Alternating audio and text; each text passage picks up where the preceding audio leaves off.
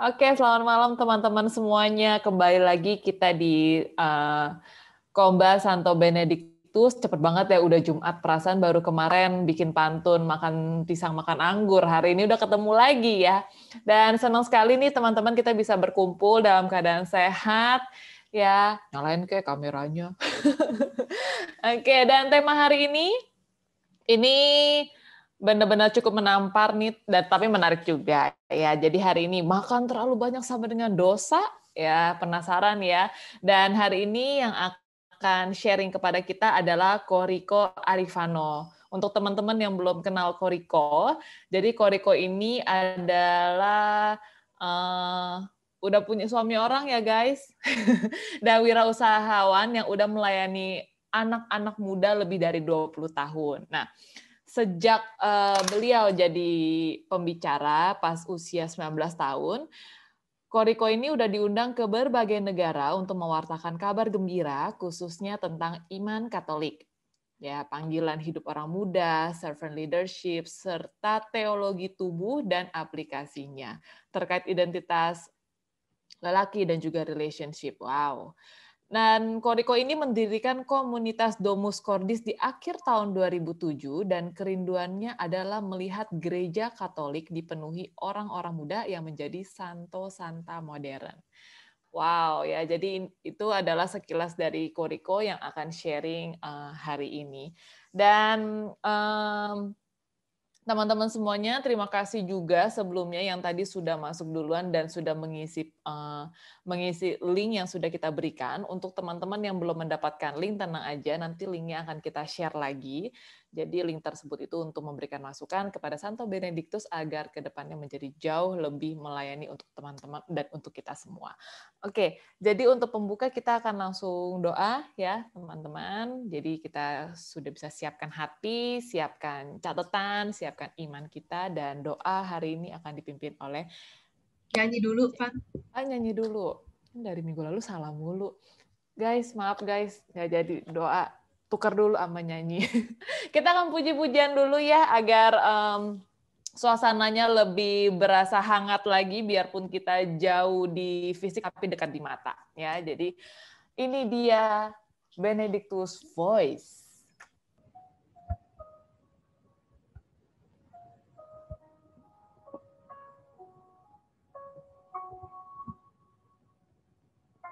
Steady panted for the waters of my soul longered after thee.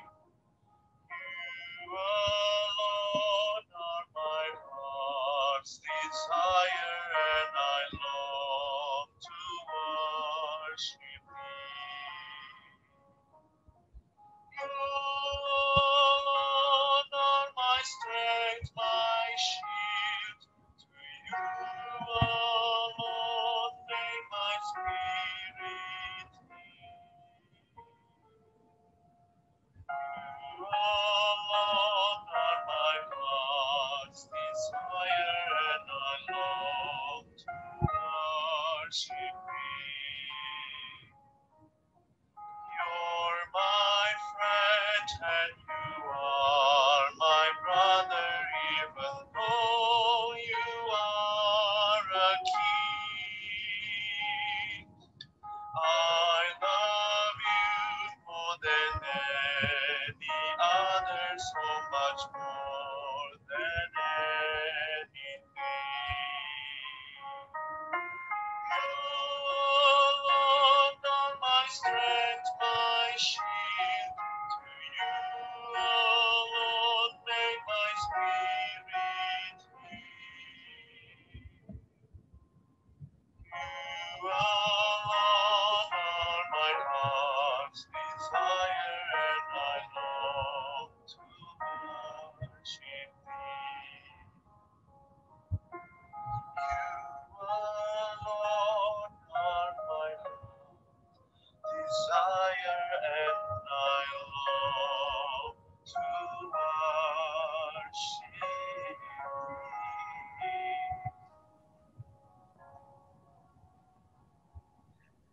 Teman-teman, sebelum kita mulai pengajaran pada malam ini, mari kita sama-sama berdoa. Dalam nama Bapa, Putra, dan Roh Kudus. Amin. Tuhan, terima kasih banyak atas kesempatan yang telah Engkau berikan pada kami semua hari ini. Kami semua dapat berkumpul secara online untuk mendengarkan pengajaran yang akan dibawakan oleh Koriko pada malam ini. Tuhan, curahkanlah Roh Kudus-Mu ke dalam setiap hati dan pikiran kami, supaya apa yang hari ini Koriko ajarkan kepada kami, semuanya dapat berguna untuk kehidupan kami. Kami juga mau berdoa untuk teman-teman kami yang mungkin belum bisa join atau sedang dalam perjalanan untuk join ke dalam Zoom online ini. Kiranya Tuhan pimpin agar mereka semua dapat join dan juga sehat selalu. Kami juga mau berdoa untuk Koriko, ya Tuhan, semoga apa yang ia katakan pada malam ini di pengajaran Zoom online, semuanya berasal daripada-Mu. Curahkanlah Roh Kudus-Mu ke dalam hati dan pikiran Koriko. Terima kasih ya Tuhan, doa yang jauh dari sempurna ini kami hantarkan demi Kristus, Tuhan dan pengantara kami. Amin. Amin. Makan terlalu banyak sama dengan dosa. Kita berikan tepuk tangan virtual yuk untuk Koriko Arifano. Yeay, silakan Ko. Ya, selamat malam teman-teman semuanya. Saya baru pertama kali bawain sesi talk dengan tema gluttony atau makan terlalu banyak sama dengan dosa. Saya suka baca-baca buku, tapi biasanya karena kalau saya baca itu karena cuma demi baca-baca kan, jadi nggak nyiapin bener ya. Tapi ini karena mau bawain, saya jadi apa yang saya udah pernah baca-baca, jadi saya renungkan lagi, saya coba refleksikan, saya coba lihat korelasinya. Akhirnya saya sampai ke satu titik menyadari bahwa jangan-jangan selama ini saya gluttony nih, jangan selama ini saya dosa nih, gara-gara makan nggak cuman kebanyakan. Nah, kita lihat nanti gluttony itu atau yang masuk dalam kategori dosa atau yang dalam gereja dikenal dengan istilah gluttony, rakus, itu bukan hanya soal makan terlalu banyak, tapi juga ada aspek-aspek lain yang termasuk di dalam dosa gluttony gitu atau makan. Nah, kita akan lihat nanti sama-sama dan nanti kita bisa refleksi sama-sama gimana kita menjalankan hidup kita. Nah, saya mau share screen, boleh share hostnya supaya saya bisa tayangin PPT. Udah bisa kok. Udah ya. Ya. Oke, jadi judulnya makan terlalu banyak sama dengan dosa, tanda tanya. Waduh, ini sambil saya bawain di rumah ini, saya di lantai 2 nih, di bawah nih ada teman-teman saya karena ada yang ulang tahun, lagi makan-makan di bawah sekarang. Jadi saya udah bilang sama mereka, lu jangan sampai dosa ya makan-makannya ya.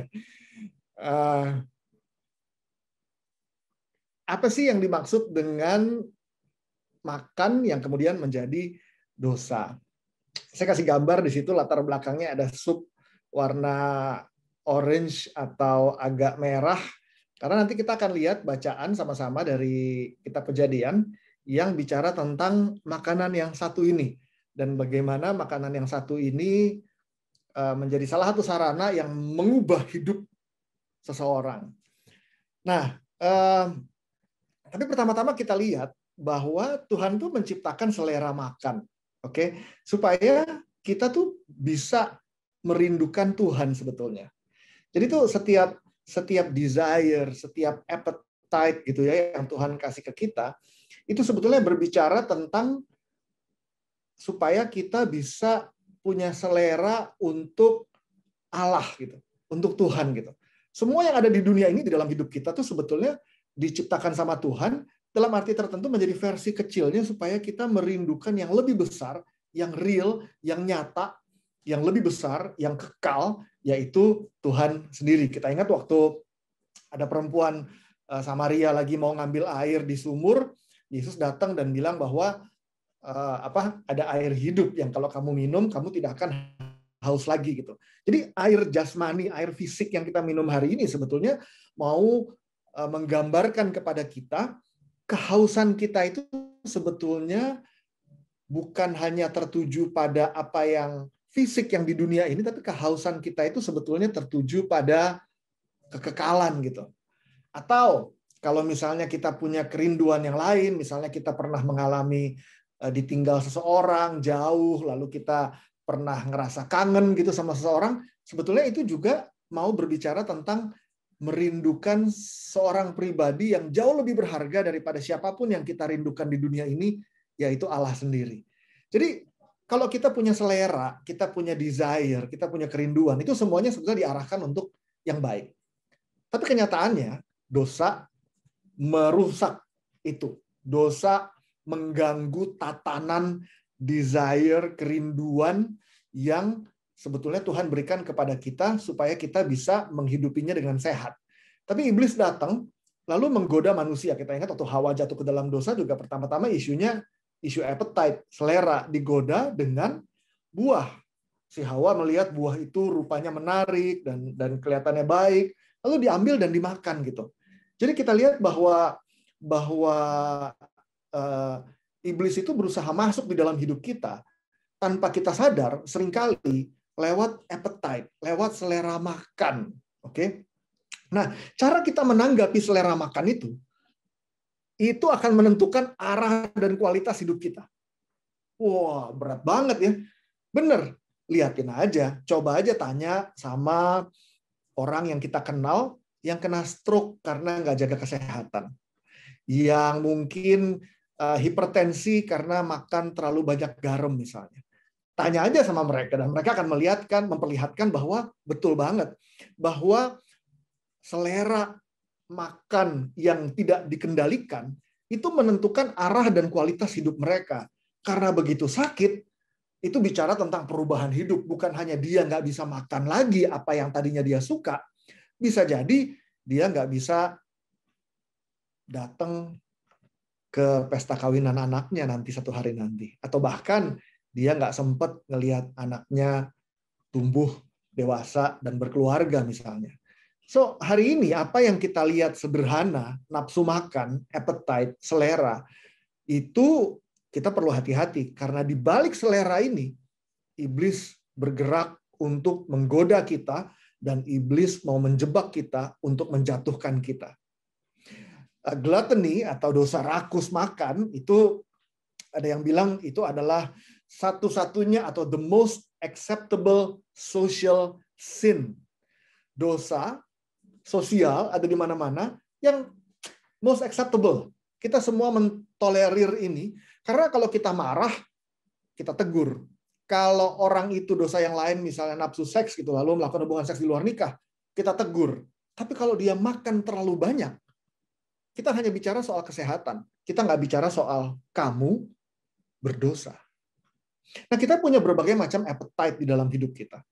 Oke, ada appetite terhadap penerimaan. Aduh, hatinya tuh craving banget, rindu banget diterima. Ada orang yang cravingnya tuh sama attention. Maunya diperhatiin. Kita pasti semua punya teman yang kita bisa sebut namanya, mungkin ingat orang-orang yang kalau ada dia, rasanya semua harus memperhatikan dia. Dia selalu mau jadi the center of attention. Ada orang yang gila hormat, gila respect, nggak sopan dikit tersinggung, maunya dihargain terus-menerus. Atau appetite-nya adalah komen. Oke, post sesuatu, waduh, gila. Ya, abis dia post sesuatu di sosmednya 5 menit, 10 menit, 15 menit, 20 menit, dia cek terus karena dia mau lihat jumlah likes-nya udah berapa banyak, follower-nya udah nambah berapa, atau even better kalau banyak yang komen. Rasanya ada sesuatu di dalam hati ini yang terafirmasi kalau orang memberikan komen. Atau ketenaran, atau seks, branded items. Kalau ada branded items tertentu, walaupun nggak butuh harus beli. Sayang, diskon. Atau Harbolnas. Oke, sepanjang setahun ini berapa banyak orang yang dari tadinya cuman member biasa di Shopee sekarang jadi platinum misalnya karena banyak banget belanjanya dan sering banget Karena appetite-nya belanja. Some people appetite-nya makanan. Oke. Dan makanan ini termasuk salah satu yang paling umum. Kalau kita nggak menguasai, mengendalikan selera kita, maka selera ini yang akan mengendalikan hidup kita. Kalau kita, if you don't rule them, they will rule you. Akibatnya, kalau they rule us, kalau akhirnya kita dikuasai oleh selera itu, kita nggak bisa enjoy hidup ini gitu. Kita nggak bisa truly happy di dalam hidup ini seperti yang Tuhan mau, dan kita jadi budak terhadap apapun dorongan yang ada di dalam hati kita. Oke, budak dari dorongan apapun yang ada di dalam hati kita, karena kita nggak sanggup untuk say no. Nggak sanggup untuk say no. Nanti kita lihat kita perlu say no di area apa aja. Nah, saya mau ajak kita semua untuk sama-sama ngelihat di kitab Kejadian bab 25 ayat 29 sampai 34. Tapi sebelumnya ini bercerita tentang Yakub dan Esau. Oke, yang mana Esau menjual hak kesulungannya kepada Yakub. Nah, sebelum kita baca bacaannya, saya mau jelasin dulu gitu, hak kesulungan itu apa sih? Kenapa sih hak kesulungan itu penting banget gitu? Hak kesulungan itu adalah hak yang dimiliki oleh anak sulung di dalam sebuah keluarga. Jadi kalau keluarga itu punya anak sulung, anak pertama itu cowok itu punya hak kesulungan. Nah, hak kesulungan itu memberikan seseorang pada zaman itu certain privilege. Oke. Yang pertama adalah double portion inheritance. Warisan dia 2 kali lipat lebih banyak dibandingin saudara-saudaranya yang lain. Jadi misalnya dia punya adik ada 2 gitu, atau ya ada 2 gitu misalnya. Maka harusnya kan sepertiga. Ini enggak. Dibagi 100% warisan itu dibagi 4.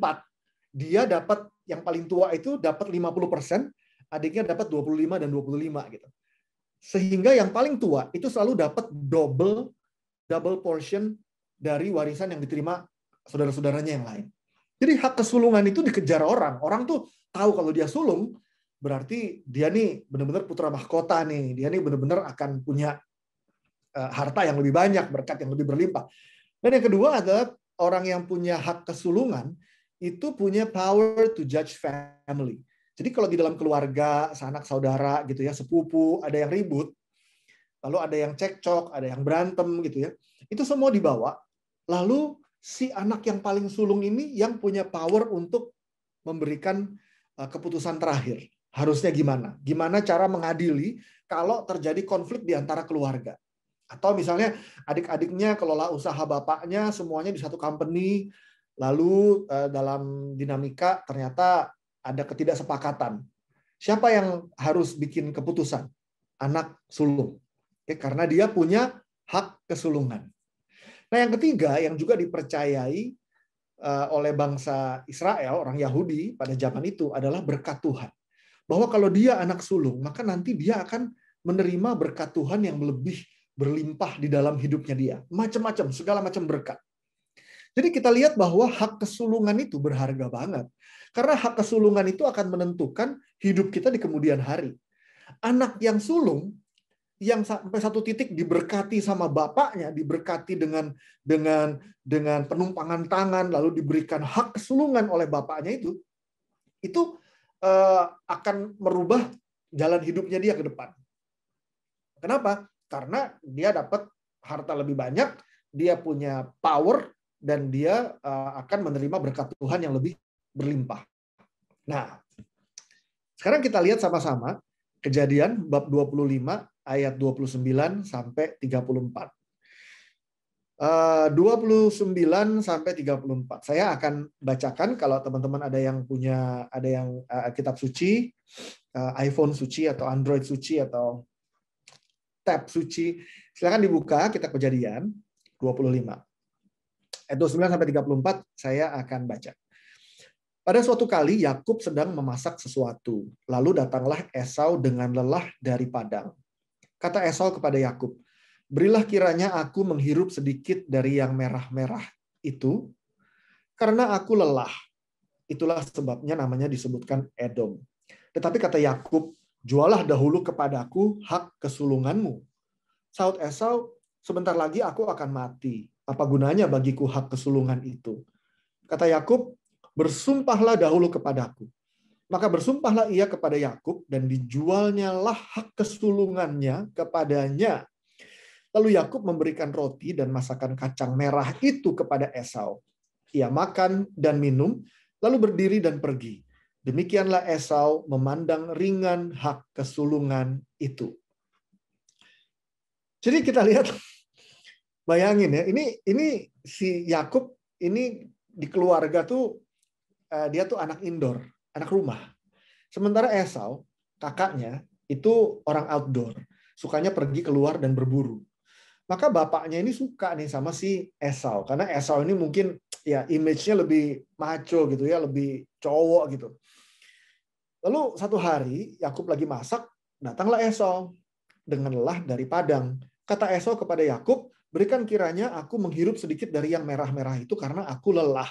Jadi rupanya Yakub itu lagi masak masakan sup kacang merah. Oke.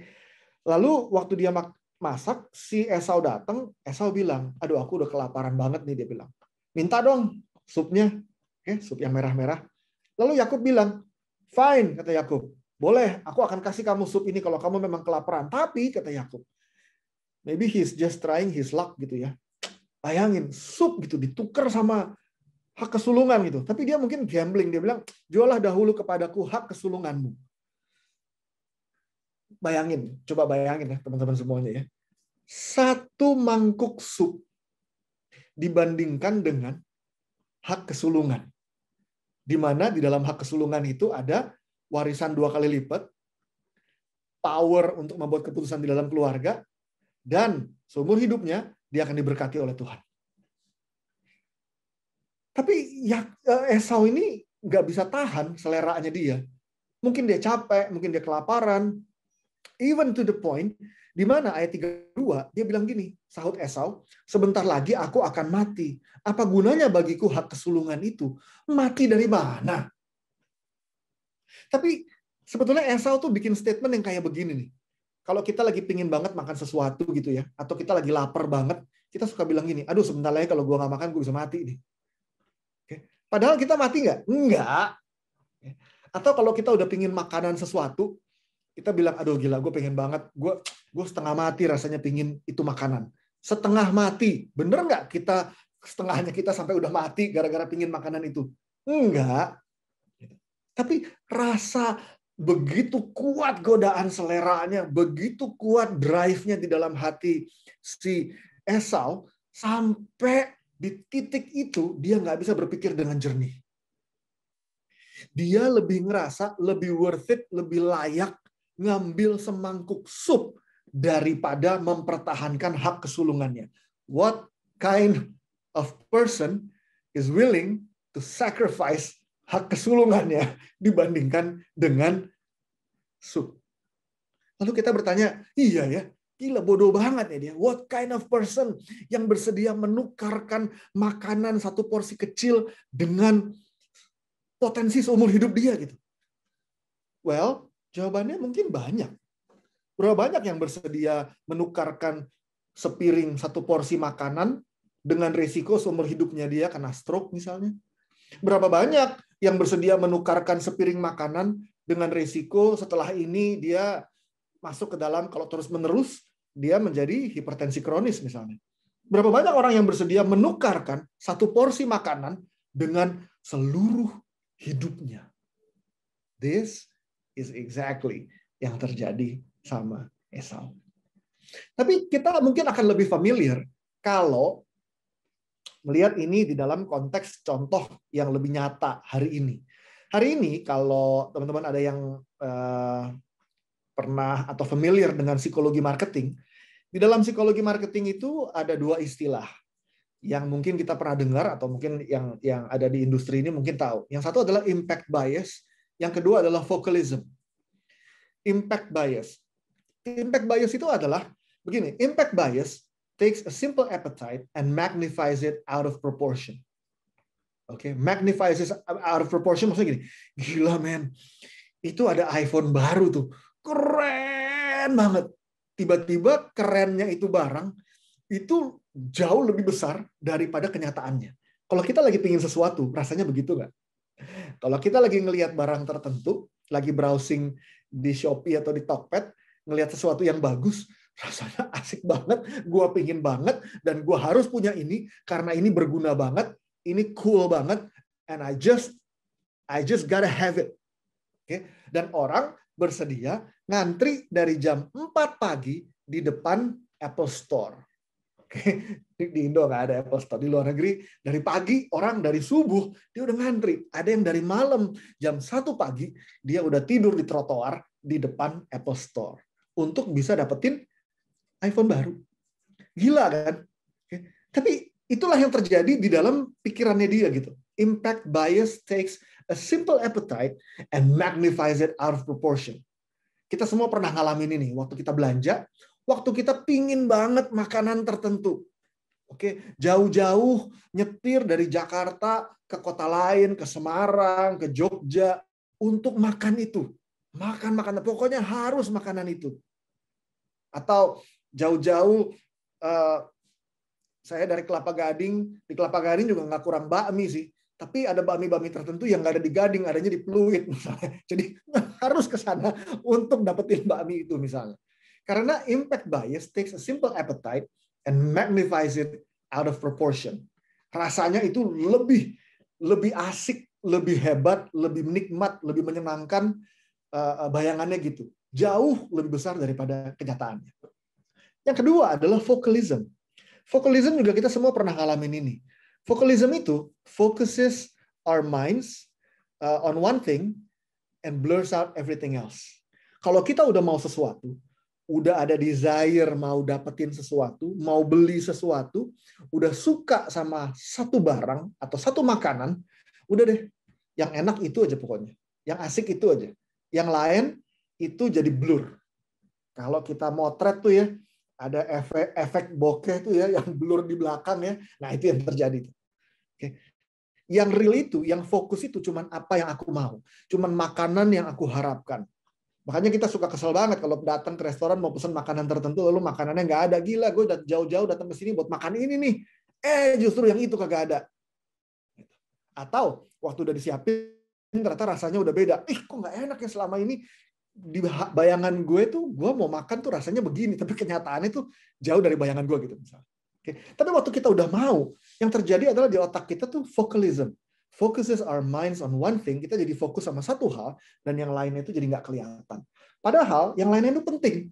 Oke, mau beli barang tertentu gitu misalnya. Oh, itu sebetulnya ada yang lain yang lebih prioritas, tapi aku pengen banget. Begitu juga dengan makanan. Kita mengalami impact bias dan focalism setiap hari waktu kita ngelihat iklan dan waktu kita ada dorongan untuk belanja. Flash sale, midnight sale. Oke, dulu berebutan masuk mall, sekarang cuma cepet-cepetan jempol aja buat ngeklik supaya barangnya nggak keburu habis gitu misalnya. In the same way, makan juga punya dorongan yang kayak begitu. Nah, kalau saya bisa mundur, oke, kalau saya bisa datang nih, mesin waktu mundur ke tempat mereka, saya mungkin pingin ngomong begini ke si Esau, stop. Waktu dia ambil itu sup ya, sup merah-merah itu, waktu dia bilang, oke deh, gue kasih hak kesulungan gue ke lo, mana gue makan ini supnya. Begitu dia ambil dan dia mau makan, itu rasanya saya pingin ke sana gitu dan bilang, Esau, sini. Don't do it, stop. Kenapa stop? Gini. I know, I come from the future gitu ceritanya, bilang si Esau. Aku datang dari masa yang datang gitu. I come from the future gitu.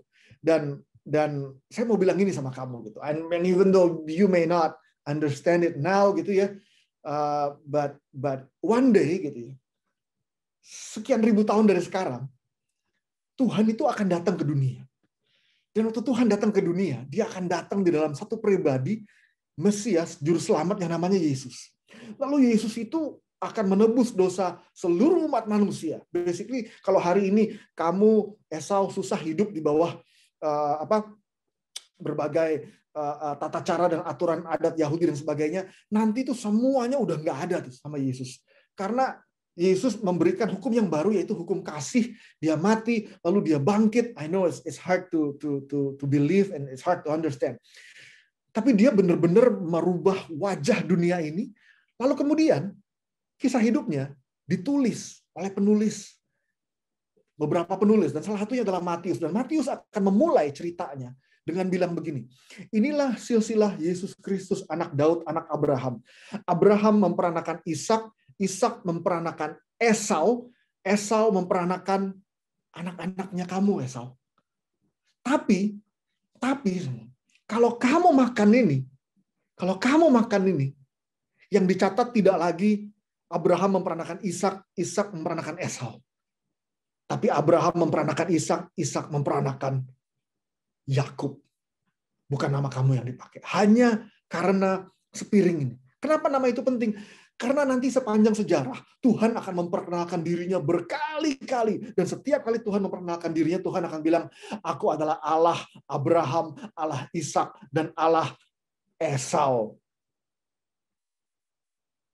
Kalau kamu nggak makan, Tuhan akan memperkenalkan dirinya dengan menggunakan namamu, your name. Sebegitu besar rencana Tuhan bagi hidupmu. Sebegitu besar potensi yang kamu punya di dalam hidupmu. Bahwa one day, when God reveal himself, he will reveal himself using your name. But, if you take the soup, kalau kamu makan, kalau kamu ambil makanan ini, nama kamu akan dibuang, hilang, nggak ada lagi, dan semua rencana Tuhan yang grand, di mana namamu akan dikenal setiap kali Tuhan menyatakan dirinya, semuanya itu nggak akan terjadi lagi, karena hak kesulunganmu kamu berikan kepada Yakub.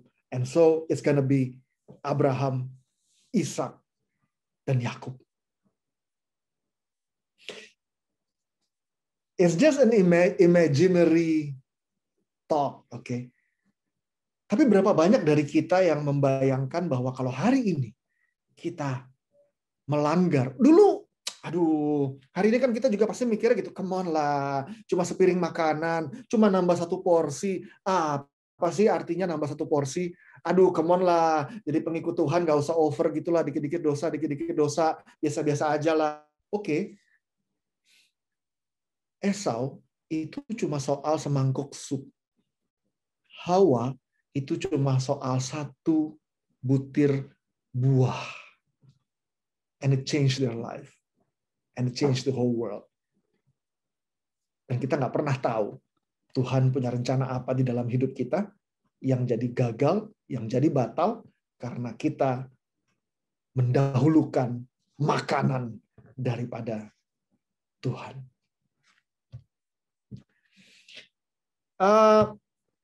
Thomas Aquinas bilang begini, soal makan rakus, makan banyak.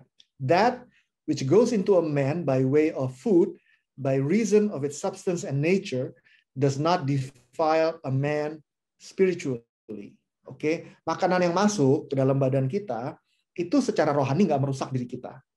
Tapi dia bilang it is the inordinate desire for food that defiles a man spiritually. Yang merusak rohani kita itu adalah desire, dorongan kita yang tidak teratur akan makanan. Dorongan kita yang di luar proporsi terhadap makanan. Itulah yang merusak kita secara rohani. Lalu dia bilang, gluttony denotes not any desire of eating and drinking. Jadi gluttony itu bukan bilang bahwa kalau kita punya dorongan untuk makan dan minum, itu berarti salah atau dosa. Enggak. Tapi an inordinate desire. Tapi dorongan yang nggak teratur, dorongan yang nggak proporsional. Dorongan yang nggak proporsional itu gimana? Now, desire is said to be inordinate through leaving the order of reason, wherein the good of moral virtue consists. Desire kita, dorongan kita, selera kita, nafsu makan kita, itu dibilang tidak teratur atau tidak proporsional, itu kalau kita meninggalkan order of reason, meninggalkan akal budi kita, di mana terdapat nilai-nilai moral. Oke, nanti kita akan lihat maksudnya apa. Wherefore, it is evident that gluttony is a sin. Karena itu, jelaslah bahwa gluttony itu adalah dosa. Oke, saya sengaja nggak menerjemahkannya dengan istilah rakus, karena nanti kita akan lihat yang dimaksud gluttony itu apa oleh Santo Thomas Aquinas. Oke, lalu apa yang dimaksud dengan meninggalkan order of reason? Oke, kita lanjut dulu. Lalu dia bilang begini, if an inordinate concupiscence in gluttony be found to turn men away from the last end, nah ini yang dimaksud. Jadi kalau dorongan ketertarikan kita atau dorongan kita yang tidak teratur di dalam gluttony, di dalam makan, itu be found to turn men away from the last end, artinya tujuannya itu menggeser tujuannya dari yang sebenarnya, maka gluttony itu bisa menjadi dosa berat. Oke, apa sih tujuan akhir? Yang dimaksud dengan tujuan akhir adalah memuliakan Tuhan. Tujuan akhir kita di dalam hidup ini adalah memuliakan Tuhan. Santo Ignatius dari Loyola mengatakan bahwa manusia diciptakan untuk mengenal, mencintai, melayani Tuhan, lalu mengabdi Tuhan sehingga dia bisa hidup happy selama-lamanya di surga bersama dengan Tuhan. Nah, kalau dorongan makan itu tidak tertuju kepada last end-nya itu adalah memuliakan Tuhan, maka makannya itu hanya untuk apa dong kalau nggak untuk memuliakan Tuhan? Hanya untuk kenikmatan diri sendiri. Nah, kalau itu tujuannya tidak mencapai last end, maka gluttony will be a mortal sin. Jadi dosa berat. This is the case when man adheres to the pleasure of gluttony as his end. Ini terjadi kalau tujuan akhirnya itu adalah sekedar kenikmatan. For the sake of which he contemns God. Karena demi kenikmatan itu, dia jadinya menganggap remeh Tuhan. Being ready to disobey God's commandments in order to obtain those pleasure. Kita jadi mengorbankan Tuhan demi kenikmatan. Mengorbankan Tuhan di mana? Gue cuma makan buat diri gue sendiri, gue pingin kok gue mengorbankan Tuhan. Tunggu dulu. Tuhan kan mau kita menjaga tubuh kita sebagai bait Allah. Kalau kita makan makanan terlalu berlebihan yang merusak kesehatan kita, berarti kita nggak memelihara tubuh kita sebagai bait Allah. Kalau kita nggak memelihara tubuh kita sebagai bait Allah, kita disobey God's commandments. Makan itu menjadi purely for my pleasure. Nggak ada urusannya sama bagaimana tubuh ini bisa dirawat untuk bisa memuliakan Tuhan dan jadi berkat bagi sesama. Ingat loh, tubuh kita itu diciptakan supaya kita bisa memuliakan Tuhan dan jadi berkat bagi sesama. Kalau kita makan makanan berlebihan sampai merusak tubuh kita, artinya kita nggak memuliakan Tuhan dengan tubuh kita. Lalu artinya makan itu hanya demi kenikmatan. Sehingga kenikmatan makan lebih penting daripada memuliakan Tuhan. Waktu kenikmatan makan lebih penting daripada memuliakan Tuhan, kita jatuh ke dalam dosa berat, gluttony. Nah, sekarang kita lihat nih, si Thomas Aquinas bilang, gluttony itu bukan cuman soal banyak makan, tapi ada lima area yang kalau dibagi sebetulnya 4 aspek. Yang pertama adalah aspek quantity. Istilahnya itu dalam bahasa Latin dia sebut nimis. Nimis itu maksudnya makan sebanyak-banyaknya. Oke. For the sake of pleasure. Pokoknya makan sebanyak-banyaknya, lupa Tuhan, lupa kesehatan, lupa merawat diri. Pokoknya karena aku sangat menikmati, maka aku akan menjejali diriku dengan makanan ini sebanyak-banyaknya. Oke. Saya langsung kebayang kalau makan all you can eat. Berapa banyak dari kita kalau lagi makan all you can eat, kita makan kayak nggak ada besok. Oke. Lalu dengan alasan kita bilang, wah kalau makannya sedikit rugi, udah bayar segini. Tapi artinya kita mendahulukan nilai ekonomis dari uang kita mendahulukan kenikmatan perut kita, baru prioritas berikutnya mungkin ada Tuhan. Mungkin juga enggak. Tapi kita lihat waktu kita ngelakuin ini mengejar quantity, itu gluttony, kata Thomas Aquinas. Lalu yang kedua adalah quality. Quality itu ada dua aspek. Istilah yang dia gunakan adalah laute dan studiose.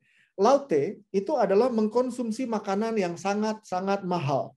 Oke, cuma bisa makan kalau makanannya mahal ya. Nggak bisa tuh makan ngemper pinggir jalan beli yang murah meriah gitu, nggak bisa tuh. Lalu kalau nggak bisa tuh nanti dia alasannya gue kagak bisa makan makanan kotor, perut gue sensitif, harus yang ini dan sebagainya. Lalu dia hanya bisa makan makanan mahal. Kalau nggak mahal nggak bisa. Saya ingat dulu saya pernah lagi ada acara baksos di Jogja. Jadi kami bagi-bagi scholarship beasiswa sama pengobatan. Jadi kita tim dokter, beberapa teman-teman juga dokter ikut kasih pengobatan gratis di desa-desa. Jadi kami naik turun gunung dari desa ke desa di dekat Jogja situ. Lalu waktu udah selesai malam gitu, kami kan udah sama teman-teman gitu ya, wah harus kita cari makan deh yang enak sekarang nih, udah gila, udah capek seharian, keringet, lengket badan, terus tinggalnya juga di ini, nggak di hotel, tinggalnya di rumah penginapan penduduk gitu. Jadi juga nggak nyaman lah gitu. Akhirnya, aduh kita mau menghibur diri gitu. Akhirnya kita milih ada salah satu hotel yang keren banget di sana. Saya nggak sebut merek ya. Datang situ tujuannya mau nyantai-nyantai aja gitu, berapa sih gitu. Sementara kita baru ngasih beasiswa buat anak-anak di desa itu ya. Itu buat 6 bulan tuh kita kasih 100.000. Karena ini kira-kira kejadiannya 12 tahunan yang lalu, 12-13 tahun yang lalu. 100.000 buat dia dukungan bantuan uang sekolah selama 6 bulan, bayangin. Begitu kita nyampe di restoran, restorannya tuh resort hotel gitu ya. Tahulah semuanya.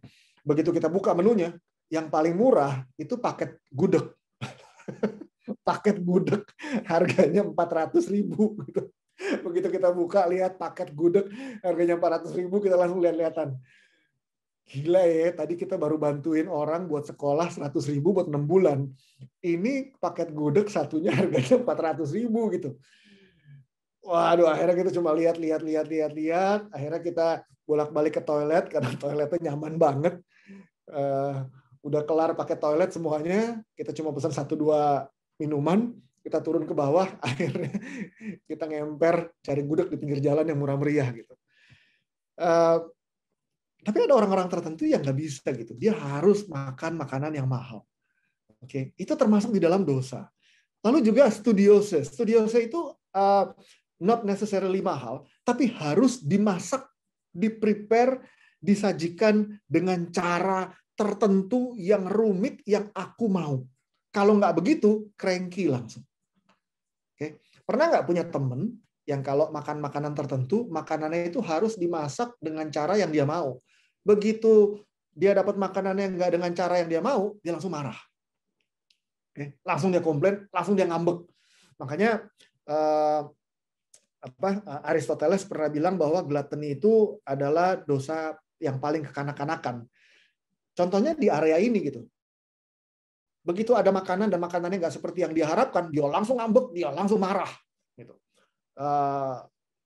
Studiose ini bagian dari dosa juga gitu loh. Karena itu doronganku, seleraku harus yang begitu. Makan bubur harus diaduk. Nggak boleh dipisah. Atau ada yang harus dipisah. Nggak boleh diaduk. Oke, kita termasuk rombongan yang mana nih gitu. Dan kekeh. Kalau yang dipisah dapat disajikan udah diaduk, wah, gua nggak mau makan yang kayak begituan pokoknya. Fanatik gitu. Nah, yang ketiga itu when. When itu prepare. Itu maksudnya begini. When I'm hungry, I want it now. Titik. Kalau nggak dapat makan sekarang, langsung ngomel-ngomel, langsung marah-marah. Kita pasti punya teman, kenal salah seorang teman kita yang modelnya kayak begitu. Yang kalau makan nggak dapat detik ini juga langsung marah. Makanya ada istilah hungry, H-A-N-G-R-Y, singkatan dari hungry dan angry. Oke, karena gue lapar, gue nggak dapat makan, gue marah. Some people kalau lagi lapar dan nggak dapat makanannya saat ini juga langsung jadi cranky. Dan yang terakhir adalah why. Why itu adalah alasannya. Kenapa sih kita mau makan? Ada orang-orang tertentu yang makan hanya karena nafsu. nggak demi nutrisi kebutuhan tubuhnya. Makan yang proporsional, yang memuliakan Tuhan adalah makan yang sesuai dengan proporsi untuk menjaga tubuh kita, merawat tubuh kita, sehingga tubuh ini bisa digunakan untuk memuliakan Tuhan dan menjadi berkat bagi sesama. Tetapi waktu makan diarahkan hanya demi kepuasan diri sendiri, then we have a problem. Karena bisa jadi jam 2 pagi butuh makanan, gue pingin aja. Gitu. Atau kadang-kadang kita nggak tahu gitu, gue pingin aja makan. Ada orang yang stres larinya makan, sedih larinya makan. Oke, bukan karena dia mau memuliakan Tuhan dengan tubuhnya, tetapi karena dia menjadikan makan itu sebagai pleasure yang dia cari untuk lari dari masalahnya dia. Maka dengan demikian, itu juga lagi-lagi menggunakan inordinate desire to make decision to eat. Dan dengan begitu, menurut Santo Thomas Aquinas, ini masuk dalam kategori gluttony, dosa. Nah, disebut gluttony atau dosa rakus sebagai dosa pokok. Kenapa dibilang pokok? Karena dari dosa ini mengalirlah dosa-dosa yang lain. Oke? Jadi, Thomas Aquinas kemudian juga mencatat bahwa orang yang terikat di dalam dosa pokok satu ini, itu punya kerentanan untuk jatuh di 5 dosa yang lain. Mulanya dari gluttony, mulanya dari tadi tuh, makan yang inordinate desire for food. Kalau dia jatuh di dosa itu dan terikat di dosa itu, dia punya kecenderungan jatuh di 5 dosa lain yang adalah dosa turunan dari dosa makan tadi itu. Yang pertama adalah unseemly joy. Unseemly joy ini maksudnya adalah orang yang paling gampang tuh ya. Gluttony itu kan bukan cuma makan ya, tapi juga minum. Paling gampang contohnya adalah orang minum alkohol. Oke, lalu dia jadi happy sendiri, kagak jelas gitu loh. Oke, unseemly joy. Dia happy, dia ketawa-ketawa. Atau kalau kita familiar ada terms dalam bahasa Inggris suka ada terms orang bilang eat, drink, and be merry. Eat, drink, and be merry. Kenapa? Karena banyak orang habis makan, minum, lalu lebih happy gitu. Nah, kadang-kadang kalau makannya nggak terkontrol, maka happy-nya juga jadi nggak terkontrol. Oke, unseemly joy, joy yang nggak jelas, yang akhirnya berada di luar dari pengendalian dirinya dia. Oke. Yang nomor 2 adalah scurrility. Scurrility itu adalah nggak bisa kontrol omongan kita gitu. Jadi gosip, jadi ngomongin orang. Kalau kita mau jujur, ya kalau kita udah kelamaan di meja makan, all you can eat atau ngumpul di rumah temen, lalu kelamaan di meja makan, itu biasanya nggak lama kemudian kita mulai ngomongin orang tuh. Oke, itu scurrility. Bahwa dosa ini mengalir dari gluttony. Lalu juga uncleanness. Uncleanness itu bicara tentang nggak bisa jaga kebersihan badan jadinya, karena makan terus, jadi sanitasi tubuh juga jadi nggak diperhatikan, karena in the first place dia nggak peduli gitu sama tubuhnya, sama dirinya. Maka kalau dia nggak peduli dengan apa yang dia makan, dia akan segera juga jatuh ke nggak peduli dengan sanitasi dirinya. Yang keempat, yang susah bacanya, loquaciousness itu adalah nggak bisa mengendalikan omongan, ngomong terus. Kalau yang tadi konten dari omongannya, scurrility, kalau ini bukan konten dari omongannya, tapi frekuensi dari omongannya. Dia ngomong terus dan nggak bisa berhenti. Oke. Orang yang kemudian udah makan banyak, lalu ngumpul di sekitar meja makan bisa sampai 1-2 jam, itu ngomong udah nggak berhenti, dan di situ udah nggak terkontrol tuh, gosipin orang, ngetawain orang, bercandain orang, sampai ke titik di mana dia nggak bisa kontrol dan dia nggak bisa berhenti. Dan yang terakhir adalah dullness of mind. Dullness of mind maksudnya jadi lemot. Orang kalau makan banyak habis itu kan jadi ngantuk ya. Jadi ngantuk, akhirnya dia jadi slow, jadi lambat.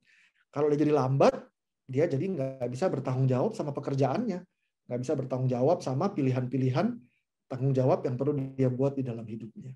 Maka itu sebabnya dibilang bahwa gluttony itu adalah dosa pokok. Kenapa pokok? Karena dari dosa ini bisa mengalir dosa-dosa yang lain.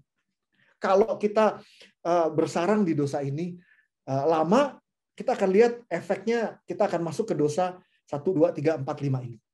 Dengan demikian, kalau mau mengatasi yang 1, 2, 3, 4 ini, 5 ini, yang perlu kita address adalah gluttony. Nah, sedikit catatan terakhir sebelum nanti bagian terakhir gimana mengatasinya. Very easy, actually simple. Tapi Santo Yohanes dari Salib punya istilah spiritual gluttony. Oke, di dalam tulisannya Santo Yohanes dari Salib mengatakan bahwa gluttony itu kan ada yang dalam bentuk makan fisik. Kalau makan itu yang terjadi itu adalah dia makan makanan badan buat badannya dia. Tapi kalau spiritual gluttony, ada orang-orang itu yang kalau baru awal ikut Tuhan gitu mengalami banyak penghiburan di dalam Tuhan. Misalnya lagi doa ngalamin hadirat Tuhan, baca kitab suci mengalami peneguhan. Lalu sensasi kenikmatan di dalam Tuhannya itu begitu kuat sehingga dia menjadi melekat pada sensasi kenikmatan Tuhan. Bukan melekat pada Tuhannya, tapi melekat pada sensasi kenikmatan Tuhan. Lalu orang-orang yang kayak gini akan terus mencari-cari pengalaman kenikmatan, misalnya dia doa. Kalau dia doa kering sedikit aja dia komplain langsung. Atau ada orang yang begini, datang ke gereja, misa, begitu nggak ada pengalaman penghiburan rohani sedikit pun, langsung yang disalahin misanya sama dia. Misanya kering. Romonya nggak ngerti mau apa. Udah terima komuni nih, tubuh Kristus padahal yang kita terima. Tetap aja setelah itu pulang misa bilang, gua nggak dapat apa-apa. Kenapa? Karena yang dia cari seringkali adalah kenikmatan. Ada orang-orang yang craving, adiksi sama kenikmatan rohani. Atau Santo Yohanes Salib bilang spiritual gluttony. Maka orang-orang yang seperti ini sebetulnya punya pola yang agak mirip dengan gluttony atau rakus dosa, rakus makanan. Itu melekat pada kenikmatan makanan fisik, ini melekat pada kenikmatan penghiburan rohani. Sehingga dia nggak bertumbuh di dalam Tuhan karena hidupnya terus melekat pada kenikmatannya saja. Nah, ini menjadi catatan tersendiri buat kita karena physical gluttony bisa juga bersebelahan dengan spiritual gluttony di dalam hidup kita. Bagian yang terakhir, ini bagian yang ngomongnya paling gampang dan jalaninnya paling susah. Karena ini terkait dengan kehidupan kita sehari-hari. So if you starve an appetite, it shrinks. Kalau kita punya selera ya, ada appetite, lalu kita biarkan appetite itu lapar terus, appetite itu akan mengecil. Dorongan itu, selera itu akan lama-lama akan habis. Contoh, orang yang suka banget misalnya makan bakmi. Lalu coba deh sepanjang Prapaskah, sepanjang masa Prapaskah, pantang bakmi misalnya 40 hari. Itu biasanya 2-3 hari pertama craving tuh nyari bakmi. Seminggu pertama masih nyari, tapi minggu kedua udah nggak terlalu, minggu ketiga udah enggak, minggu keempat udah lupa. Oke, minggu-minggu selanjutnya ada bakmi, udah nggak pingin-pingin banget sebetulnya. Kalau ada ya makan, kalau nggak ada juga nggak nyari. Kenapa? Karena kalau kita punya selera, lalu seleranya itu kita diemin, lama-kelamaan selera itu akan mati sendiri. It shrinks. But if you feed an appetite, it grows. Kalau selera itu kita kasih makan terus, dia bakal berkembang makin lama, makin gede, makin lama, makin gede, sampai ke titik waktu kita kasih makan terus, itu bisa menjadi dosa adiksi yang membelenggu kita, sehingga kita menjadi budak dari selera kita sendiri. Karena kita nggak sanggup untuk bilang tidak. Maka solusinya ada 3. This is very simple. Pray, pause, sama fast. Pray itu doa. Oke, sumber kekuatan kita ada di Tuhan. Oke, maka berdoa mohon rahmat sama Tuhan. Oke, kekuatan pengendalian diri itu berasal dari Tuhan. Rahmat. Pengendalian diri itu adalah salah satu buah-buah Roh Kudus. Maka berdoalah mohon supaya Tuhan mengutus Roh Kudus terus-menerus di dalam diri kita. Oke. Jangan lupa, pokoknya doa terus. Lalu doa persembahkan ke Tuhan. Tuhan, selera makanku ini aku persembahkan kepadamu Tuhan. Selera makanku, doronganku, nafsu makanku yang seringkali nggak bisa aku kontrol, Tuhan aku berikan kepadamu. Atau kalau Kalau aku nggak dapat makanan ini, aku cranky Tuhan. Supaya nggak cranky gimana Tuhan? Aku berikan kepadamu cranky-nya ini loh Tuhan. Berikan aku hati yang besar Tuhan. Untuk bisa makan makanan apa aja yang Tuhan sediakan. Supaya aku nggak picky Tuhan. Supaya aku nggak cranky kalau nggak dapat apa yang aku nggak mau. Supaya aku bisa say no. Di saat aku harus say no Tuhan. Oke, doa, mohon rahmat, kekuatan yang dari Tuhan. Yang kedua, pause. Pause itu adalah setiap kali ada selera makan, ada dorongan, jangan langsung dikasih. Berhenti dulu. Berhenti dulu dan mikir. Apa benar aku harus makan sekarang? Apa benar aku perlu nambah? Jangan-jangan nggak perlu nambah. Oke. Jangan-jangan cukup segini. Kalau aku makan lebih lanjut, ini aku jadi menomorduakan Tuhan atau enggak sih? Lalu kita ngomong gini, ya elah, mikir-mikir begitu terus keburu hilang nafsu makan gue. Justru itu tujuannya. Supaya setelah mikir begitu, kita kasih waktu gitu. Lalu impuls di dalam hati kita mulai terkendali. Ya, saya selalu kasih contoh kalau lagi mau makan gitu ya, latihannya gitu ya, lagi mau makan, ini lapar banget. Ada nasi Padang, enak banget nasinya masih panas. Rendangnya spicy banget, ada sambal hijau, ada ayam goreng, bumbunya juga, aduh asik banget, pokoknya asik banget deh, gitu. Rasanya udah lapar banget, rasanya mau dimakan gitu, langsung segera gitu. Saya selalu kasih saran, waktu udah ada di depan piring tuh ya, sebelum makan kan kita doa. Nah, coba doanya 3 kali Salam Maria perlahan-lahan.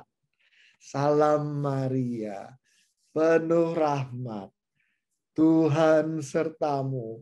Wah, itu kan rasanya membara tuh ya di hati ini ya. Waduh, gue udah pingin banget dimakan.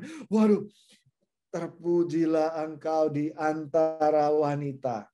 Oke. Dengan demikian, kita melatih diri kita untuk tunduk sama perintah kita sendiri. Belajar pengendalian diri. Pause. Berhenti. Jangan setiap mau apa langsung dikasih. Setiap mau apa langsung dikasih. Yang kedua, pause. Dan yang ketiga, pause itu bisa juga latihannya dalam bentuk-bentuk yang lain. Saya kasih contoh. Saya kadang-kadang suka latihan begini. Dulu kalau pergi pulang kantor atau apa gitu ya, mobil parkir panas. Begitu masuk mobil, nyalain mobil, 3 menit pertama saya nggak nyalain AC loh. Latihan pengendalian diri. Wah, rasanya mau mati rasanya tuh kan. Kayak si Esau tadi kan. Oh, aku rasanya udah mau mati. Mana deh supnya ini? Gitu.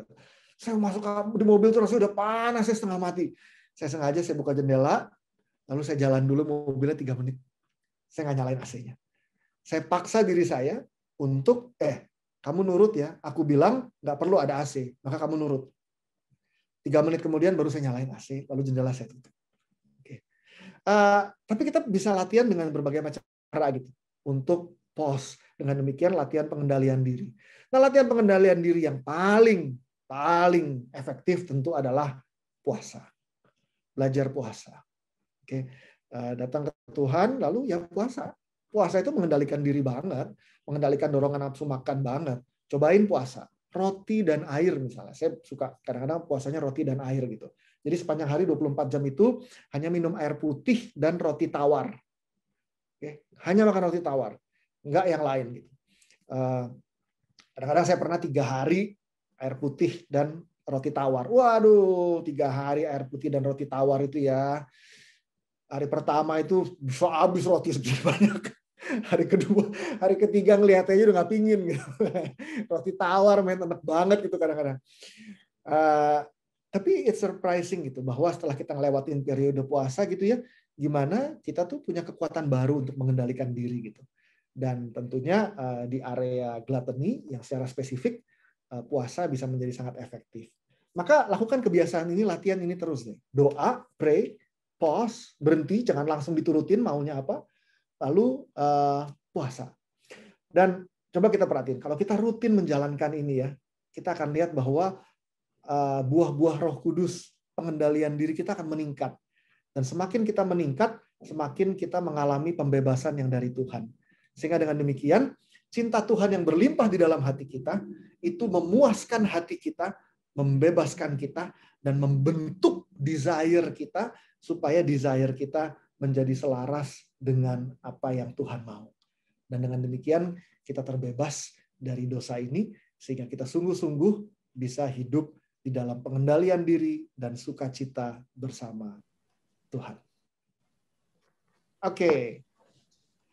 Saya berhenti di sini. Silakan kalau ada teman-teman yang mau share atau mau komen atau tanya, silakan. Oke, ini ada yang tanya nih kok. Misalkan orang OCD itu dosa nggak ya? Kan orang kan ada OCD tuh yang sangat lebay banget bersihnya, kayak lebay rapi-rapi gitu. Gitu tuh dosa nggak kok? Tergantung seberapa kita melekat pada OCD itu. Ada kerapihan tertentu yang memang di-demand. Contoh, kalau kita pergi ke ngarang ya, contoh ya, kalau kita pergi ke Hotel Bintang 5 misalnya, rapi banget. Oke, so kalau kita memang kerja di hospitality industry di mana dibutuhkan kerapihan itu, misalnya di tembok ada lukisannya miring. Oke, ini ada kusen pintu. Lalu lukisannya itu nggak sejajar sama pintu. Lukisannya agak miring sedikit, nggak sejajar. Wah, terganggu luar biasa. Perlu dilurusin nggak? Ya lurusin. Itu kerjaan di kantor. It has to look good, gitu misalnya. Tapi ceritanya jadi beda kalau kita di rumah. Selama itu nggak merugikan orang lain, selama itu nggak menjauhkan kita dari Tuhan, nggak ada masalah. Gitu. Kalau kita memang orangnya rapi, ya nggak apa-apa. Kayak saya misalnya gitu ya, kalau saya lagi kerja gitu ya, di meja gitu ya. Saya juga suka gitu. Kalau saya taruh handphone di sebelah laptop, handphone saya pasti sejajar sama laptop. Nggak miring. Handphone saya pasti sejajar. Dan kalau di sebelahnya ada dompet, ada bolpen, ada external hard drive, itu semuanya pasti tersusun dengan rapi. Tapi akan jadi beda kalau misalnya saya ada di pelayanan gitu, berkarya sama teman-teman, lalu waktu ada panitia yang nggak rapi gitu, saya omel-omelin, saya marah-marahin, lalu saya kritik abis-abisan. Nah, itu kan jadi beda. Saya kritik untuk memuaskan diri saya nggak ingin memuliakan Tuhan tuh. Itu OCD-nya saya aja sendiri. Gitu. So, kita mesti lihat konteksnya gimana. Kerapihan dalam batas-batas yang wajar, ada orang yang punya kecenderungan rapi, nggak masalah. Tetapi kalau dia kelekatan pada kerapihan itu mulai menghalangi dia untuk memuliakan Tuhan dan mengasihi sesama, itu udah jadi dosa. Oke, maka perlu dilihat konteksnya seperti apa gitu. Kalau saya ini saya sekarang sih udah sembuh banyak nih dibandingin dulu. Saya waktu kuliah dulu ya, rapi banget. Saya waktu kuliah dulu ya, baju saya yang saya gantung, saya kuliah kan nggak di Indo ya. Baju saya yang saya gantung di lemari itu ya, itu gantungannya warnanya mesti sama semuanya dan warnanya gradasi dari ujung kiri ke ujung kanan. Pokoknya teman-teman cewek yang kalau datang ke apartemen saya dulu bilang, gila lu lebih rapi kamar lu daripada kamar gua. Tapi ya sekarang kayaknya sih udah sembuh sedikit ya. Jadi lebih bisa mentolerir segala macam keberantakan di dalam hidup ini. Puji Tuhan karena istri saya. Oke. Iya, Oke. gitu. Sip. Thank you kok. Lanjut ya ini.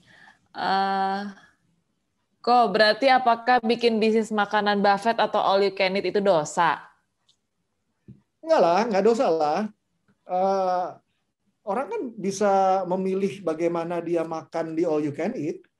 Orang makan di all you can eat karena dia mau memilih variety yang lebih banyak, dia mau coba ini, dia mau coba itu. Nggak ada masalah dengan itu. Sejauh tujuannya adalah supaya kita bisa memberikan asupan yang nutrisi pada proporsi yang baik bagi tubuh kita gitu loh. Tapi kalau itu udah out of proportion, maka yang salah bukan restoran yang bikin all you can eat, yang salah orang yang makan gitu, karena dia nggak bisa mengendalikan dirinya gitu. Kan sebetulnya sama, kita suka nyela-nyela orang gitu ya. Kadang-kadang saya suka, ya gini, saya pribadi bukan perokok. Saya nggak suka ngerokok dari dulu. Saya waktu SMA pernah cobain ngerokok. Saya sekolah di sekolah cowok semua, nggak usah sebut merek lah ya. Saya hangout sama teman-teman yang ngerokok semuanya gitu. Tapi saya sendiri nggak ngerokok, saya nggak suka. Saya cobain waktu SMA, SMP, dan saya nggak suka. Maka saya memutuskan saya nggak mau rokok. Jadi saya nggak suka ada di dekat perokok. Baunya saya nggak tahan, dan semakin tua nih rasanya makin alergi gitu kalau asap rokok gitu ya. Tapi ada orang-orang yang sangat anti sama orang rokok. Lalu kalau orang rokok itu seakan-akan dosa yang luar biasa gitu loh. Orang rokok nggak boleh melayani Tuhan. Hei, ada orang yang dosanya merokok, ada orang yang dosanya makan nggak bisa ngatur, nggak bisa kontrol dia punya nafsu makan gitu loh. Dan itu sama-sama nggak bisa menjaga bait Allah gitu. Jadi maksud saya adalah seringkali kalau kita mau nunjuk orang yang ngerokok gitu ya, saya nggak support ngerokok gitu ya, saya tetap nggak suka, dan menurut saya orang harusnya nggak merokok gitu. Tapi dengan cara yang sama, seperti halnya saya bilang orang harusnya nggak merokok, saya juga bilang orang seharusnya nggak makan makanan yang membuat dia jadi sakit gitu. Karena dua-duanya sama-sama merusak tubuh. Kalau ngerokok nanti kalau dia sakit, keluarganya yang repot, ya sama. Kalau dia makannya kolesterol melulu, dia sakit, keluarganya juga repot. Jadi maksudnya ini berada di ranah yang mirip sebetulnya nih. Makan berlebihan sama orang yang mengkonsumsi rokok, alkohol misalnya, berlebihan. Ini ada di ranah yang sama sebetulnya. Gitu. Berarti susah juga ya kok kita hidup di kota ini menahan diri, karena kan banyak banget kok promo-promo makanan, voucher Shopee itu benar-benar berarti itu benar-benar salah satu yang mengundang dosa ya kok ya. Waktu kita tidak lagi bisa mengendalikan diri kita. Kalau kita udah nggak sanggup untuk say no, bisa jadi itu udah di luar pengendalian diri kita gitu. Maka kalau itu di luar pengendalian diri kita nggak bisa memuliakan Tuhan lagi kan kalau kita nggak bisa mengendalikan diri kita gitu. Oke. Kok gimana nih kalau kita craving banget gitu sama sesuatu dan kita akhirnya memutuskan untuk beli, tapi kan nggak berlebihan, itu nggak dosa kan? Makanannya juga nggak bikin berbahaya buat tubuh kita. Ya sebetulnya kita lihat di dalam konteks yang tadi gitu, soal gini, di dalam situasi normal nggak ada masalah kok, nggak ada masalah. Tuhan menciptakan kita manusia dengan selera makan dan preferensi tertentu, itu baik kok. Jadi kalau misalnya ada yang suka makanan tertentu gitu, sashimi gitu, mencari makanan Jepang, sashimi, all you can eat gitu misalnya, ya nggak apa-apa, karena kita memang perlu makan gitu. Tapi waktu kita udah nyampe di restoran, lalu kita makan, dan kita makannya nggak bisa ngerem, kita makannya nggak bisa kontrol, atau waktu makanannya itu dihidangkan kepada kita tidak seperti yang kita mau, lalu kita maki-maki waiternya gitu misalnya, then it becomes a problem. Gitu. Tapi kalau cuma sesederhana bahwa malam ini aku harus makan, dan aku mau beli makanan tertentu yang aku suka, lalu aku pesen Gojek, memang lagi banyak promo, lalu aku belinya sedikit lebih banyak supaya aku juga bisa berbagi sama yang lain yang ada di rumah, ya boleh-boleh aja, itu sih nggak dosa gitu, aman-aman aja gitu. Waktu udah di luar proporsi, waktu kita nggak dapet dan kita jadi marah-marah, atau waktu aku bilang aku mau sekarang dan harus sekarang juga, karena kalau nggak sekarang aku akan jadi marah-marah nih, aku jadi cranky nih. Nah itu kita mesti hati-hati sama yang kayak gitu tuh. Karena kalau kita udah masuk ke area itu, di situ ada potensi dosa. Oh, berat ya. Saya mau pindah ke kampung lah kok. Sebetulnya enggak juga loh. Sebetulnya enggak juga. Cobain deh kalau kita rutin pantang puasa gitu ya. Harusnya ini sesuatu yang quite natural kak, and actually it feels good gitu loh. Saya ingat dulu tuh ada satu masa tuh saya nggak pernah bisa olahraga gitu karena waktu lah nggak ada dan sebagainya. Dan sekarang saya senang banget gitu waktu saya mulai bisa mengendalikan diri saya dan memastikan bahwa dalam seminggu saya olahraga 4-5 kali gitu misalnya, lari 4-5 kali. It feels better loh. Maksudnya knowing that I can make decision, I can commit to what I want gitu loh.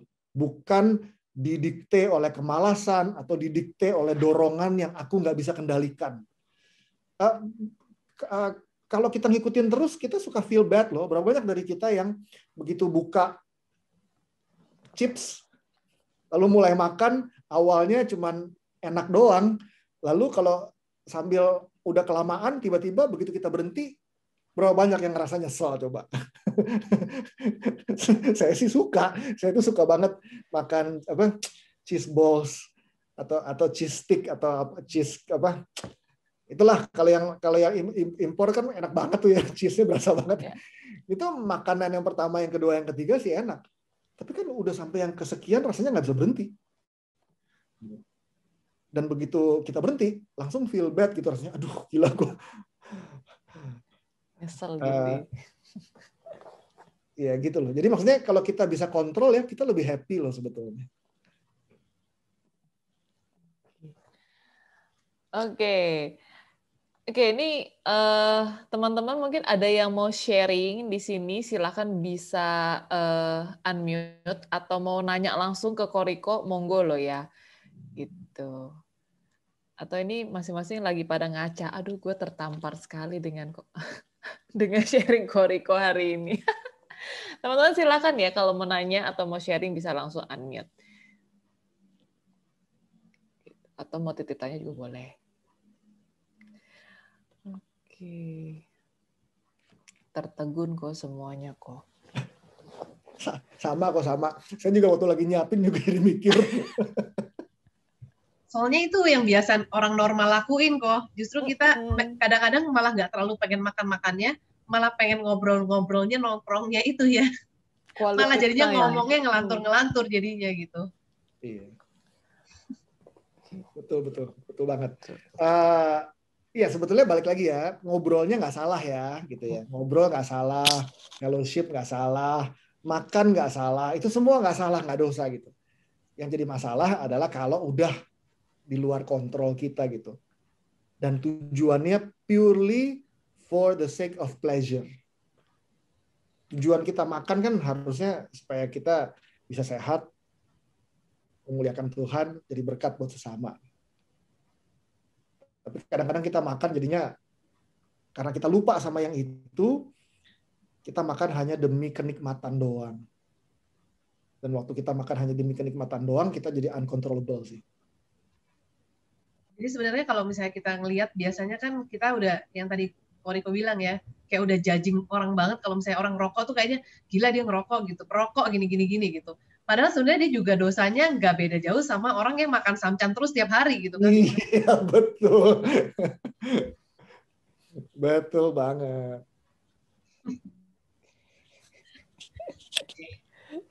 Cuman kalau rokok kan kelihatan ya, lalu ada label sosial tertentu gitu kan, kalau rokok gitu. Sedangkan kalau makan samcan terus pagi, siang, sore, malam kan palingan kita cuma lo gitu, ntar lo gendut lo gitu misalnya, atau nanti lo sakit lo gitu ya. Padahal kan nggak cuma soal sakit, dia kan lagi merusak bait Allah. Gitu. Soalnya itu kayak emang terselubung ya kok ya. Jadi maksudnya orang tuh nggak terlalu konsen ke situnya gitu loh. Jadi kalau ngelihat paling dia doyan makan banget tuh, paling cuma gitu doang. Kita nggak mikir sampai terlalu begitu gitu loh. Ternyata lu tuh dosa sebenarnya tuh nggak boleh kayak gitu gitu loh. Iya, dan pergi sama teman-teman yang suka makan itu lebih fun loh daripada pergi sama teman-teman yang semuanya punya pengendalian diri hebat. Betul kok. Bener kok. Iya kan? Ini dari awal sampai akhir ketabok-tabok nih kok. Iya, saya punya teman, kita punya teman di komunitas, kita suka celah-celah dia gitu. Kan ada orang kalau makan di all you can eat gitu, ada orang yang makannya tuh lama di depan, cepet di belakang gitu. Ada orang yang makannya tuh cepet di depan, lalu di belakang lama gitu, melambat. Tapi saya punya teman satu yang kita semua bilang dia tuh ya dari awal sampai akhir, yang cepet di depan, lama di belakang udah kelar, yang lama di depan, cepet di belakang udah kelar, dia dari awal itu kecepatannya stabil. Pada saat semua orang udah berhenti, dia masih makan terus. Lalu kita bilang dia mencapai satu kondisi zen. Kalau ditanya kenyang nggak lo? Kenyang itu apa? Kenyang itu lapar. Lapar itu kenyang. Udah masuk ke satu situasi di mana kenyang dan lapar is irrelevant. Karena makannya banyak banget. Dan tanpa kita sadari, kita having fun loh kalau pergi sama teman-teman yang kayak gitu loh. Dan kita lupa bahwa mungkin kita perlu mengingatkan satu sama lain gitu. Supaya sahabat-sahabat kita nggak jatuh ke dosa itu. Karena dosa itu akan melahirkan dosa-dosa yang lainnya lagi di dalam hidup dia. Susah ya? Susah sih, kok habis kelihatannya kayak nggak terlalu gimana, cuman ternyata itu menjadi salah satu dosa berat itu loh. Iya, seorang Romo bilang ini dosa yang paling jarang diakukan di ruang pengakuan dosa. Berapa banyak dari kita yang pernah masuk ruang pengakuan dosa dan bilang dosa saya adalah rakus? Nggak pernah kan? Saya juga nggak pernah. Tapi kayaknya abis ini saya bakal ngaku dosa. Benar kok. Iya, menginspirasi kok. Kok nanya kok, kalau misalnya kita makan, porsi itu porsi biasa, sesuai cukuplah untuk kita. Tapi kita nggak habis, karena kita nggak bisa makan, entah kepedesan lah atau apa, kita nggak habis. Dosa nggak kok? Kita nggak habis dan kita tinggalin. Nggak apa-apa. Kalau karena memang nggak bisa, karena keterbatasan, nggak apa-apa.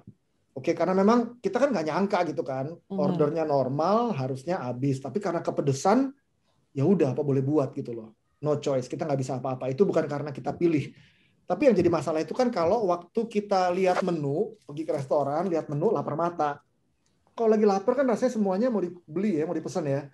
Padahal kita tahu bahwa kita nggak sanggup ngabisin semuanya. Tapi for the sake of nyobain ah. Nah, itu jadi irresponsible tuh. Itu bisa jadi dosa tuh. Karena akhirnya sisanya bakal kita buang, dan kita udah tahu dari awal bahwa kita akan buang itu. Kita nggak pesan dengan tanggung jawab. Gitu. Tentu lain ceritanya kalau pesan banyak mau cobain, lalu udah kelar ya karena sisanya juga masih nice gitu ya, dibungkus dibawa pulang buat makan besok, nggak ada masalah. Cuma yang penting jangan sampai kita akhirnya larut di dalam fokus pada kenikmatan semata-mata. Oke, wow. Oke, menarik sekali ya. Oke, thank you Koriko untuk sharing hari ini ya, gila banget ya, jadi pengen uninstall Shopee Pay asli. Oke, Koriko mohon untuk doa penutup biar kita nggak rakus ya kok. Iya teman-teman, mari kita tundukkan kepala dan kita doa bersama. Bapa dan Putra dan Roh Kudus, amin. Tuhan yang Maha Baik, kami mengucap syukur buat semua kebaikan-Mu Tuhan. Seluruh kemurahan-Mu di dalam hidup kami. Untuk setiap anugerah yang Kau limpahkan bagi kami Tuhan. Anugerah selera makan, anugerah dorongan-dorongan hati, anugerah preference di dalam jenis-jenis makanan. Sehingga kami boleh menikmati berbagai makanan sebagai berkat-Mu yang baik di dalam hidup kami.